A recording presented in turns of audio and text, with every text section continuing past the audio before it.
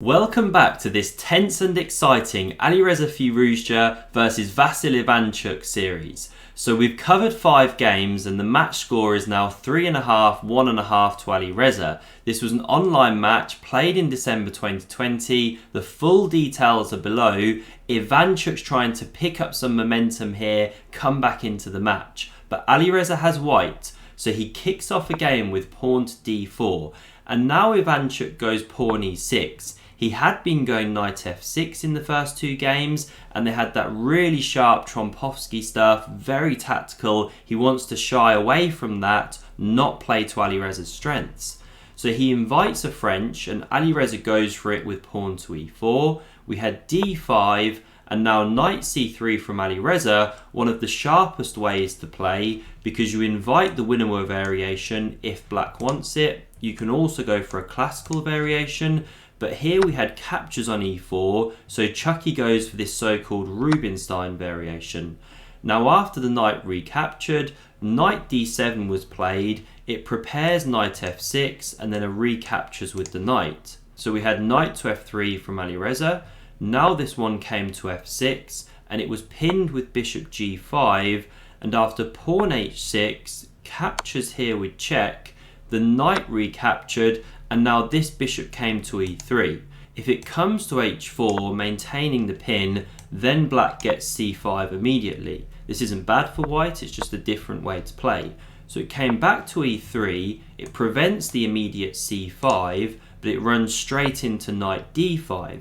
Now it ducks to d2, and there's a bit of cat and mouse going on here. It looks like you're losing a lot of time with this bishop, but whilst the knight is sat on d5, it does run into a later c4 with tempo, so white still has an edge. We had c5 from black, now this knight came to e5, that wonderful outpost square, and you can't actually immediately capture on d4 or you're running into bishop b5 check. You can't block with the bishop, you're just losing a piece, there's no knight on f6 of course defending, so the king would have to step up. This is horrible, you've lost your castling rights. So we didn't have captures on d4, a6 prevented that check, now the bishop came to d3, and now you could immediately capture on d4, that's actually the best move in the position, but then white can go queen h5, looks a bit scary, threatening mate here, you can't go g6 or we capture, the whole thing's crashing through. I'll let you work that one out if you wish. Instead you'd have to go queen c7 here, okay, game goes on. But Ivanchuk probably didn't want to allow this queen h5 stuff, so he just goes queen c7 immediately, but now c4 comes, it kicks this knight. So it drops back into f6 here, and now Alireza plays in an interesting way with queen to a4 check. It's not actually the best move if black responds correctly. So Ivanchuk should go knight to d7 here, and he has a small edge with the black pieces, for the reason being that you're going to keep your bishop pair, and also you will soon get out of this pin with bishop to e7, castles, and once you wiggle out you'll be doing quite well. But Ivanchuk blocks with the bishop like this, Alireza gets to pick up that bishop pair, yes the queens come off, but he retains a small edge after bishop to c3 here. So we had captures on d4, the bishop recaptured, but now this is an excellent move from Chucky. King to c6, so he opens up the d file for his rook now, and he's also preparing bishop to c5, trading off one of these dangerous bishops, so he's neutralizing the white pressure quite quickly here. We had castles queenside from Alireza, now this bishop came to c5, and the other bishop nudged back to e2. We open up the defense here, and it's also preparing to come to this nice f3 diagonal. So we had an exchange on d4, after the rook recaptured, this one challenged the file, and as we can see this is getting very drawish here, but white does have a slightly superior minor piece. Can anything be made of that pressure?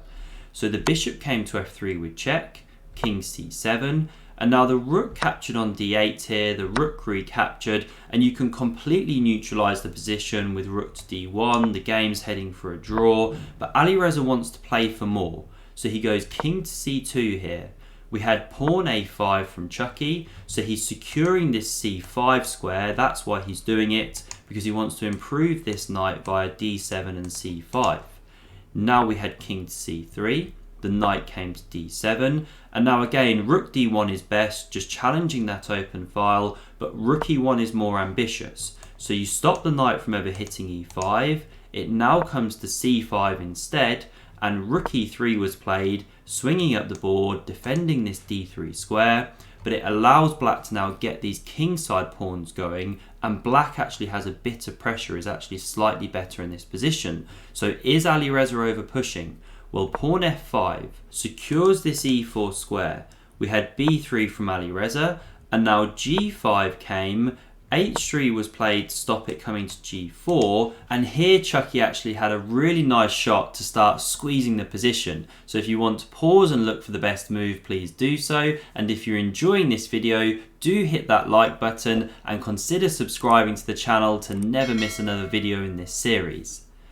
So here Chucky could have played pawn to h5, an excellent move, decoying this bishop away from the defense of the e4 square so that the knight can access it. If you take here, then we go knight e4 check, say the king comes here, we're invading, we're picking up the pawn, black is doing well. And if white tries to ignore this move, say you don't take the pawn, say you go king c2, anticipating the rook invasion, well then g4 comes, and you could take, the bishop drops back, you're still getting access here. Now black actually has a new file to work with and invade on as well.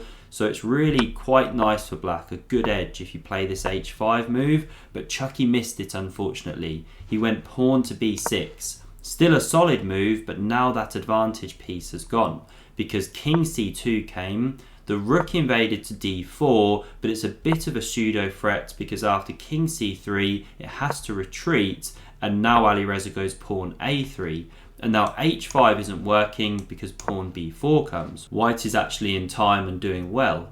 So instead Chucky played here pawn to f4, it kicked the rook into e5, allowed him to check from d3, but after king to c2 you can't actually win this pawn. If you take with the rook, then this is a very simple tactic. We take with check, then we're picking up the rook, and equally you can't take with the knight or you lose your rook on d3. So the rook retreated, the king came back, and this was actually how the game ended with this repetition. So no fireworks in this game, I'm afraid, but do tune in for the next one to see this really exciting match develop. If you want to see the whole playlist, click here. Thanks very much for watching and see you soon.